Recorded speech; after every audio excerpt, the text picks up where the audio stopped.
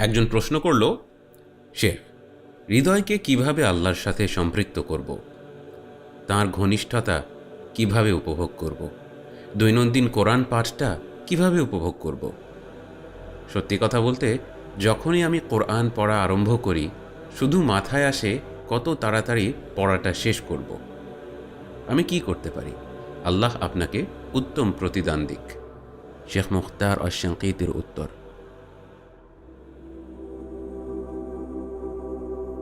এটা অত্যন্ত গুরুত্বপূর্ণ একটা বিষয়। মানুষের তার রবের ইবাদতে তৃপ্তি খুঁজে পাওয়া, তাঁর দাসত্বে আনন্দ খুঁজে পাওয়া। বান্দা যদি সত্যিকার অর্থে এই তৃপ্তির স্বাদ পায়, সে বাকি সব ভোগ বিলাস ভুলে যাবে। এবং আল্লাহ যদি তাঁর বান্দাকে পূর্ণাঙ্গ দাসত্বের পথ প্রদর্শন করেন, পরিপূর্ণ নম্রতা ও ভক্তি সহকারে নিজেকে সঁপে দেওয়ার পথ দেখিয়ে দেন, তবে সেটা সকল নেয়ামতের চেয়ে উত্তম নেয়ামত। একজন দাসের জন্য এর চাইতে মূল্যবান উপহার আর হতে পারে না। নবীজি সাল্লাল্লাহু আলাইহি ওয়াসাল্লাম মুআয রাদিয়াল্লাহু আনহুকে বললেন, ওয়াল্লাহি ইন্নী লা উহিব্বুক, আল্লাহর কসম, নিঃসন্দেহে আমি তোমাকে ভালোবাসি। আমাদের উম্মতের নবী সাল্লাল্লাহু আলাইহি ওয়াসাল্লাম আল্লাহর কসম খেয়ে বললেন যে তিনি একজনকে ভালোবাসেন এবং তিনি শুধুমাত্র আল্লাহর ওয়াস্তে তাকে ভালোবাসেন। এবং এরপর তিনি তাকে একটি উপহার দিলেন। একজন ভালোবেসে ভালোবাসার মানুষকে উপহার দিচ্ছেন। কত চমৎকার সেই হাবিব সাল্লাল্লাহু আলাইহি ওয়াসাল্লাম, আর কতই না চমৎকার সেই মাহবুব রাদিয়াল্লাহু আনহু। তিনি তাকে বললেন, ফালা তাদাআন্না। লক্ষণীয়, এখানে সিগাতুত তাওকীদ ব্যবহার করা হয়েছে, যা আরবি ভাষায় জোর দেয়া অর্থাৎ এমফেসিস দেওয়ার জন্য ব্যবহার করা হয়। ফালা তাদাআন্না কালিমাতি তাকুলুহুন্না দুবুরা কুল্লি সালাহ। তিনি সাল্লাল্লাহু আলাইহি ওয়াসাল্লাম বললেন, তুমি কখনোই প্রতিটি সালাতের পর এই দোয়াটি পড়তে ভুলবে না। দোয়াটি কি? আল্লাহুম্মা আইন্নি আলা যিকরিকা ওয়া শুকরিকা ওয়া হুসনি ইবাদাতিকা। আল্লাহ, আমাকে সাহায্য করুন আপনাকে স্মরণ করতে, আপনার প্রতি কৃতজ্ঞ হতে এবং সুন্দরভাবে আপনার ইবাদত করতে।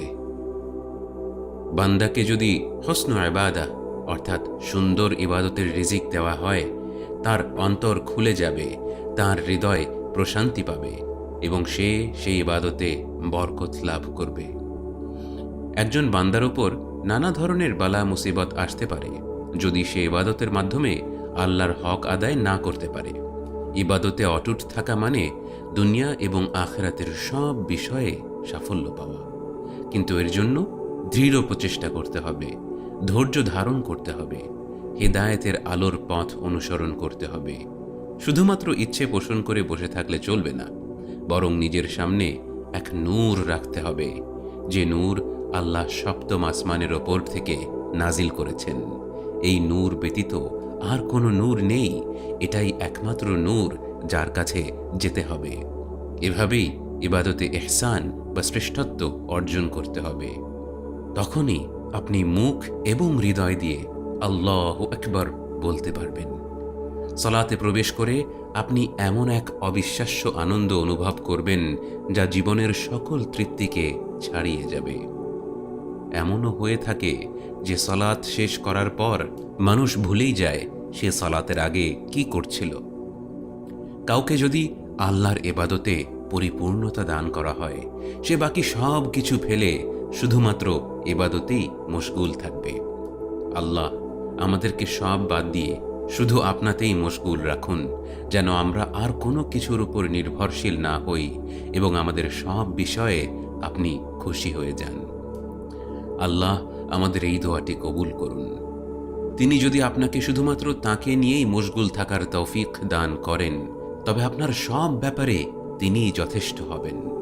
যখন বান্দা কিবলামুখী হয়ে আল্লাহু আকবার বলে, সে যেন এক অন্য জগতে প্রবেশ করে। গোটা দুনিয়া, তার ধন সম্পদ, তার সন্তান সন্ততি, তার শত্রু, তার বন্ধুবান্ধব, তার সুখ দুঃখ সব কিছু বিলীন হয়ে যায় যখন সে বলে আল্লাহু আকবার, ইয়া বিলাল আরিহনা বিসসালাহ। নবীজি সাল্লাল্লাহু আলাইহি ওয়াসাল্লাম বলেন, বিলাল, সালাত দ্বারা আমাদের প্রশান্তি দাও। ওয়াজুইলাত কুররাতু আইনি ফিস-সালাহ, সালাতকে আমার চক্ষু শীতলকারী বানানো হয়েছে। আল্লাহর কসম, এমন একটা দিনও পার হবে না যে আপনি সেদিনের ফরজ সালাতগুলো আদায় করেছেন আর দিন শেষে আপনি কল্যাণ ও বরকত অনুভব করছেন না। নিজের মাঝে, পরিবার পরিজনদের মাঝে, সম্পদের মাঝে, সন্তান সন্ততির মাঝে এমনভাবে এই বরকত আসবে যা আপনি কল্পনাও করেননি। ওয়ালাকিন্না আকতারান নাসি লা ইয়ালামুন, কিন্তু বেশিরভাগ মানুষই উপলব্ধি করে না। প্রথমত, হুসনুল ইবাদাহ, সুন্দর ইবাদত করা সম্ভব হবে না যদি না আপনি যার ইবাদত করছেন তাকে ভালোভাবে জানেন। ইবাদত হলো আল্লাহ কে তা উপলব্ধি করা, তাঁর মাহাত্ম্য উপলব্ধি করা, তাঁর সুন্দর নামসমূহ জানা, যার সবটাই তাঁর মহান কিতাবের মাঝে রয়েছে। তবে আপনাকে মন দিয়ে পড়তে হবে, আপনাকে তাদাব্বুর ও তাফাক্কুর সহকারে পড়তে হবে, অর্থাৎ গভীরভাবে চিন্তা করে পড়তে হবে। আজ থেকেই মনস্থির করুন, আল্লাহর কোনো সিফাত বা বৈশিষ্ট্য পেলেই সে সম্পর্কে জেনে নেবেন। চেষ্টা করে দেখুন, আল্লাহর কোনো সিফাত উল্লেখ হলেই নিজেকে এর সত্যিকারের অর্থ এবং তাৎপর্য সম্পর্কে প্রশ্ন করুন, এবং আপনি আল্লাহর আসমা ওয়া সিফাত সম্পর্কে যত জ্ঞানই অর্জন করেন না কেন, তা এক প্রকাণ্ড মহাসাগরের মাঝে একটি ফোঁটা মাত্র। এবং এটা আমি কথার কথা বলছি না, এটাই সত্য। আমরা অবহেলায় ডুবে আছি। বান্দা কখনোই এবাদতে সৌন্দর্য অর্জন করতে পারবে না যতক্ষণ না সে সত্যিকারের অর্থে জানে সে কার এবাদত করছে। এ কারণেই আল্লাহকে যারা সবচেয়ে ভালো জানেন তারা হলেন নবী রসুলগণ, এবং তারাই হলেন আল্লাহর সবচেয়ে পরিপূর্ণ ইবাদতকারীরা। দ্বিতীয় যে বিষয়টি আল্লাহর ইবাদতে সাহায্য করে তা হল এটা অনুভব করা যে প্রতিটি ইবাদতের পেছনে আল্লাহর গভীর প্রজ্ঞা ও জ্ঞান রয়েছে। আল্লাহ তাঁর পবিত্র কিতাব ও নবীজি সাল্লাল্লাহু আলাইহি ওয়াসাল্লামের সুন্নতের মাধ্যমে তাঁকে ইবাদত করার পথ দেখিয়ে দিয়েছেন। যখন আপনি প্রতিটি ইবাদতের পেছনের বিরাট হিকমত উপলব্ধি করতে পারবেন, এর পেছনের পরিপূর্ণ অন্তর্দৃষ্টি উপলব্ধি করতে পারবেন, আপনি ভালোবেসে সেই ইবাদতটি করতে পারবেন। কারণ আল্লাহর বিধানের চেয়ে নিখুঁত আর কিছুই নেই। ইবাদতের পেছনে, যিকির আযকারের পেছনে, শারীরিক ইবাদতের পেছনে চূড়ান্ত হিকমত রয়েছে, এবং এই ইবাদতগুলোর বিধান প্রতিষ্ঠিত করেছেন অসীম ইলম ও বাসীরার মালিক আল্লাহ জাল্লা জালালুহু, যিনি আল হাকিম, আল আলিম, আল খবীর, আল বাসীর। এবং এই উপলব্ধি আপনাকে আপনার ইবাদতকে সুন্দর করার চেষ্টা করতে উদ্বুদ্ধ করবে, তাঁর আনুগত্যে একনিষ্ঠ হতে সাহায্য করবে। তৃতীয় যেই জিনিসটি আল্লাহর ইবাদতে সাহায্য করে তা হল ভালো মানুষদের সঙ্গ, সালেহীনদের সঙ্গ, যারা আল্লাহকে ভয় করে, যারা যখন আপনাকে ভালো কাজ করতে দেখে আপনাকে সাহায্য করে, তাদের নিকটে থাকার চেষ্টা করুন। আল্লাহর হুকুমের পর তারাই হল আল্লাহর ইবাদতে আপনাকে সাহায্য করার শ্রেষ্ঠ মাধ্যম। চতুর্থ যে জিনিসটি বান্দাকে সাহায্য করে তা হল কখনোই নিজের ইবাদতের অবস্থান নিয়ে সন্তুষ্ট হয়ে না যাওয়া। তাকে সলাতে খুশু দান করা হলে সে আরও বেশি খুশু চাইবে, আরও বেশি সওয়াব চাইবে। সে যেন ছোট ছোট প্রচেষ্টায় সন্তুষ্ট না হয়ে যায়, বরং তার উচিত আল্লাহর দৃষ্টিতে উচ্চ অবস্থানের জন্য ধাবিত হওয়া।